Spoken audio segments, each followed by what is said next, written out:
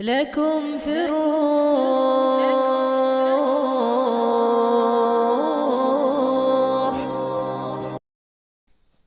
بسم اللہ الرحمن الرحیم۔ آپ کس سے ملتے ہیں؟ آپ کا سامنا کس سے ہوتا ہے؟ کون لوگ ہیں جو آپ کو مشورہ دیتے ہیں؟ آپ کسی معاملے میں کسی بات میں الجھے ہوئے ہیں کہ اس کو کرنا چاہیے کہ نہیں، اس کو کیسے کرنا چاہیے، تو آپ لوگوں کا پالا کس سے پڑتا ہے؟ تمہارا واسطہ کس سے ہوتا ہے؟ مثبت سوچ والوں سے یا منفی سوچ والوں سے؟ یا آپ کو دوسرے الفاظ میں کہوں، پازیٹیو تھنک والوں سے یا نگیٹیو تھنکنگ والوں سے؟ کس سے آپ کا سامنا ہوتا ہے؟ انہی لوگوں کے اعتبار سے آپ کے فیصلے ہوں گے۔ منفی سوچ والوں سے ہوشیار رہیں۔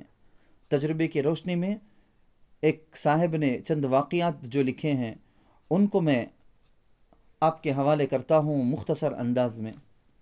منفی سوچ والوں کی کمی نہیں ہے۔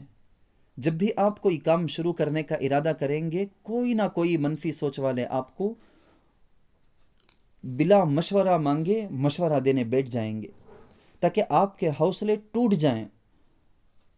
آپ چند باتوں کو سنیں، آپ کو سمجھ میں آ جائے۔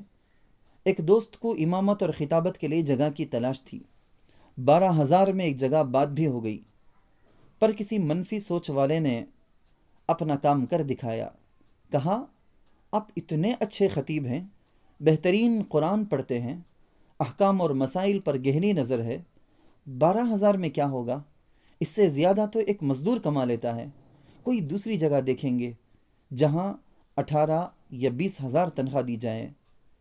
اپنے بارے میں سن کر سینہ پھول گیا۔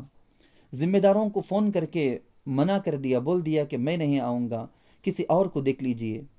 نتیجہ یہ ہوا کہ گھر میں فضول بیٹھ گئے اور 7 مہینوں تک بیٹھے رہے۔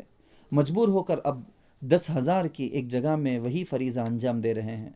اگر اسی وقت منفی سوچ والے کی بات نہ مان کر کام پر لگ جاتے تو 12 7 80 پر 4، گویا ان 7 مہینوں میں 80 پر 4,000 کما لیتے، اور ان کے علم میں بھی اضافہ ہوتا، دین کی خدمت بھی بڑی ہو گئی ہوتی۔ ایک شخص نے کپڑے کی تجارت کرنے کا پکا ارادہ کر لیا۔ ایک منفی سوچ والے نے کہا، یہ آپ کیا کرنے جا رہے ہیں؟ دیکھ رہے ہیں آس پڑوس میں کتنی دکانیں ہیں؟ اور پھر دکانیں گنانے لگے۔ تو اب جو بھی جمع پونجی ہے وہ ڈوب جائے گی، ایسا قدم مت اٹھائیے۔ 70,000 تجارت کے لیے جمع کرنے والا شخص منفی سوچ والے کے چکر میں آ کر تجارت سے پیچھے ہٹ گیا۔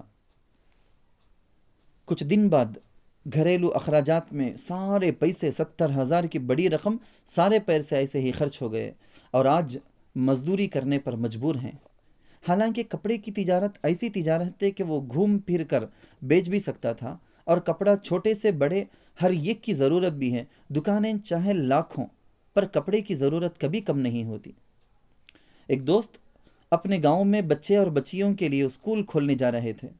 منفی سوچ کے حامل، نگیٹو تھنکنگ والے ایک شخص نے کہا، یہاں کوئی اسکول نہیں چلنے والا، جبکہ گاؤں میں اسکول کی ایک سخت ضرورت تھی، اور گاؤں سے آٹو میں بھر بھر کر بچے دوسری جگہ پڑھنے جا رہے تھے۔ ایک منفی سوچ والے کی سوچ نے عظیم کام اور گاؤں کی ضرورت کو ضرورت ہی رہنے دے دیا۔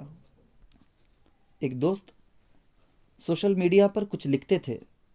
ایک منفی سوچ والے نے کہا، بھلا اتنے لکھنے والے ہیں کہ آپ کی بھونڈی تحریر کی کیا ضرورت ہے، جبکہ غلطیاں بھی بہت ہو رہی ہیں، پڑھنے والے ہنس رہے ہیں۔ اب یہ سن کر وہ لکھنے سے آدمی رک گیا۔ اچھا لکھ رہا تھا، سیکھ رہا تھا، لکھنے سے رک گیا۔ لکھنے کی جو صلاحیت تھی وہ بھی ختم ہو گئی۔ یہاں پر ایک سبق آموز واقعہ بیان کرنا چاہتا ہوں جو حقیقت پر مبنی ہے۔ میں نے ایک شخص سے جو میرے قریبی ہیں پوچھا کہ آپ کی تحریریں اتنی اچھی کیوں ہوتی ہیں، کیسے ہوتی ہیں؟ جب آپ لکھتے ہیں تو آپ کی تحریر پڑھنے کے لیے ہر کوئی وقت ضرور نکالتا ہے۔ کہنے لگے، میں لکھنا نہیں جانتا تھا، اردو زبان بھی بہت کمزور تھی میری، پر 1 2 بار کوشش کر کے عام دینی 1 2 موضوع لکھ ڈالا۔ سوشل میڈیا پر ایک بہت بڑے صحافی اور نامور محرر نے حوصلہ افزائی کی، مثبت سوچ والے سامنا ہوا، وہ پازیٹیو تھنکنگ رکھنے والے تھے، انہوں نے ہمت دلائی۔ انہوں نے کہا، ماشاء اللہ، بہت اچھا، لکھتے رہیے۔ وہیں سے شوق پیدا ہوا اور لکھتا گیا۔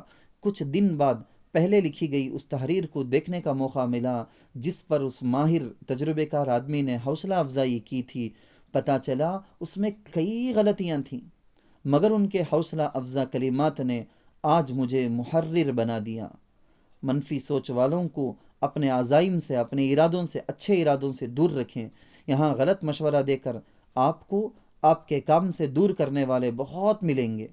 آٹے میں نمک کے برابر ہی لوگ وہ ہوں گے جو آپ کی خیر خواہی چاہیں گے۔